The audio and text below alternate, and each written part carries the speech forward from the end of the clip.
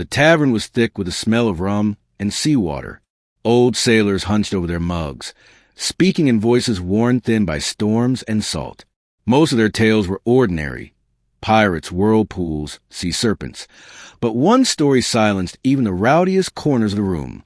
"It comes only when the moon bleeds," croaked a sailor with a scar running down his cheek. His voice was hoarse, as though the sea itself had carved his throat raw.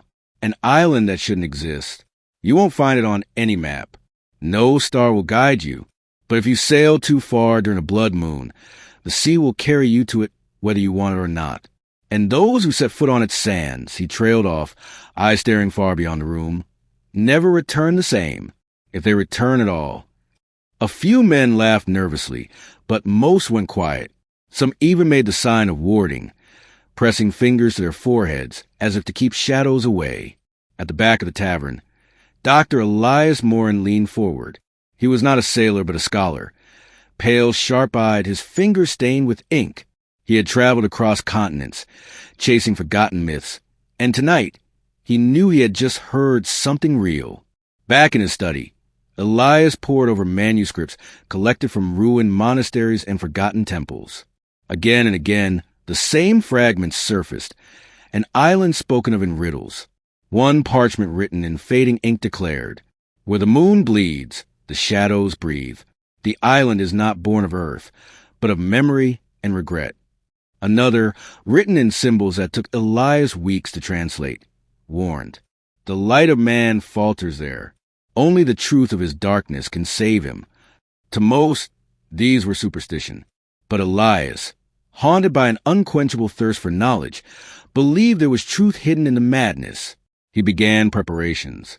A ship was hired and a crew assembled. Not just any crew, but people who could survive the unknown.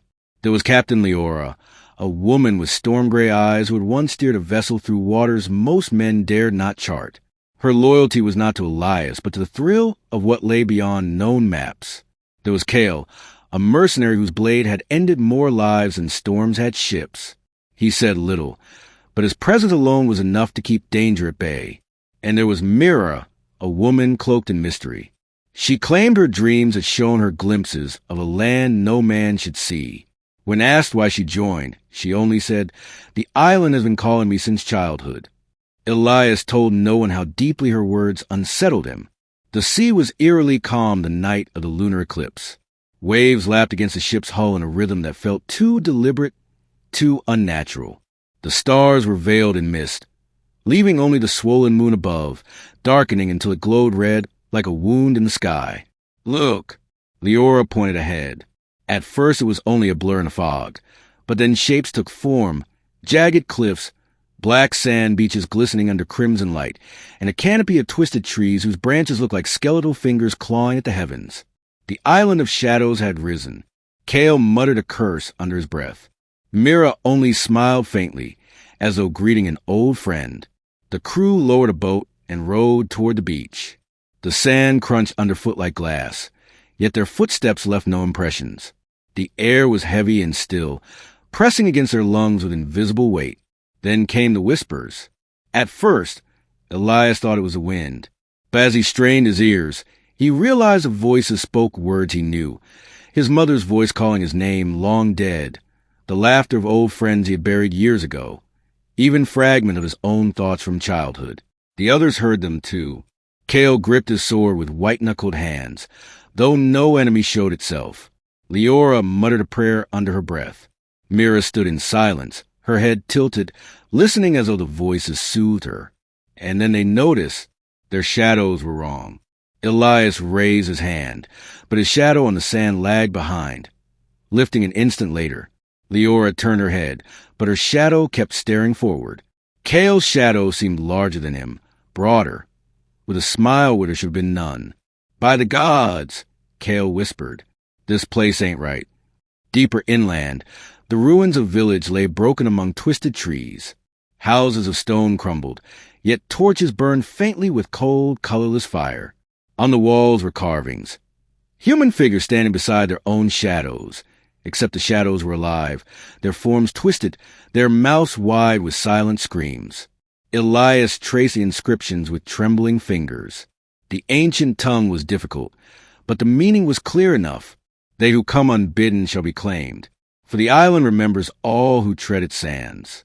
Shadows are the debts we owe, and here they are collected. The torchlight flickered, and Kale swore he saw one of the carved figures blink. Mira stepped into the ruins, as though she had been here before. Her lips moved soundlessly, repeating words that Elias could not hear. When he asked her what she said, she only replied. The ruins gave way to a path paved with black stone slabs, slick with dew though no rain had fallen. Each step echoed louder than it should, as if the island itself were listening. The whispers returned, stronger this time. Not just voices of the past, but secrets that cut deep. Elias heard the regret of choices he had buried. Leora heard her brother's voice, begging for mercy from a night she never spoke of. Kale's ears burned with the cries of men he had killed. "Do you hear them?" Elias asked, though his throat was tight. "I hear nothing but lies," Kale growled, though sweat glistened on his brow. Mira stopped walking. Her eyes had gone distant, pupils wide as if she stared into another world. "They're not lies," she whispered. "They are memories. The island shows what we hide from ourselves." The path ended at a wall of twisted trees that bent toward them, their branches like fingers eager to close around intruders. When Leora placed her hand on the bark, the wood rippled under her touch like flesh. The forest had been waiting. The canopy swallowed the crimson light of the blood moon, plunging them into darkness, so deep their torches flickered weakly as if afraid. The trees moved when no one watched. Elias swore the trunks shifted closer, the gaps narrowing until the forest pressed upon them like a clenched fist.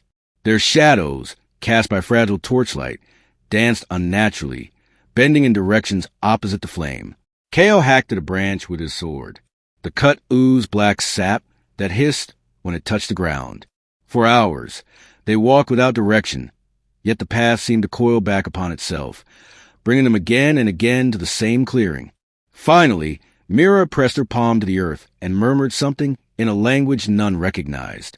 The ground quivered and a faint glow appeared ahead, a passageway of pale stones that seemed to defy the forest grip. "You've been here before," Leora accused. Mira did not look at her. "Not with my body," she said softly. "Only in dreams."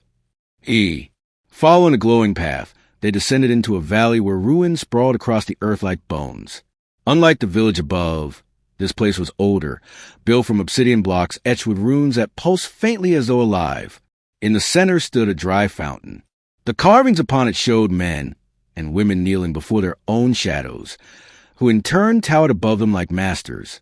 Elias bent to read the inscription. His voice trembled as he translated. "Here dwell those who were claimed. Their bodies wither, but their shadows endure.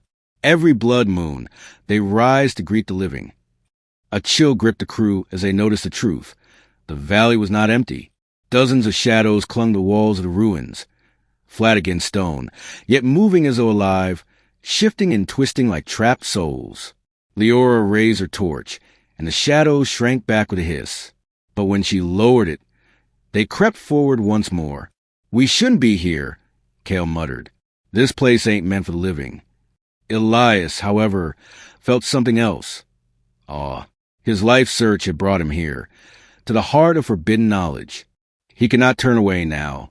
Beyond the valley rose a structure so vast it seemed to scrape the sky, a temple made entirely of obsidian. Its surface was a mirror, reflecting not their bodies but their shadows. As they entered, the air grew colder, every breath turning visible. Columns lined the hall, each engraved with shifting shapes. The reflections in the walls no longer mimicked them. They moved freely, twisting into grotesque parodies. At the far end stood an altar beneath the skylight. The red glow of the blood moon poured directly upon it, illuminating a sigil that writhed as if alive. The crew stepped closer, and their reflections peeled from the walls. They solidified, stepping onto floor as shadow doubles, identical but darker, their eyes pits of endless night. "Is this what the island wants?" Elias whispered. Myra's lips parted in a strange smile. "It wants balance. For every life, a shadow must rise." The shadows attacked not with weapons, but with truth.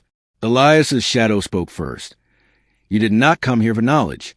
You came because you feared death, because you hope this place will make you eternal. Elias staggered as if struck.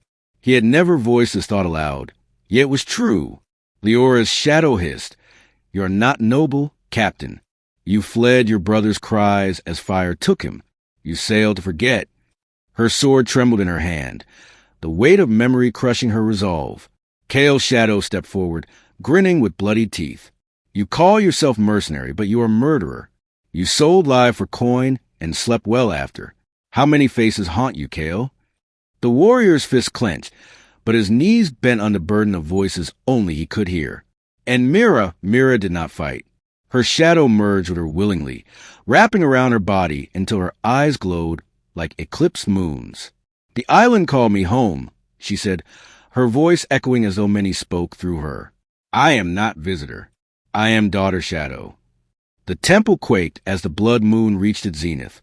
The trial had begun, and only truth could decide who left the island alive.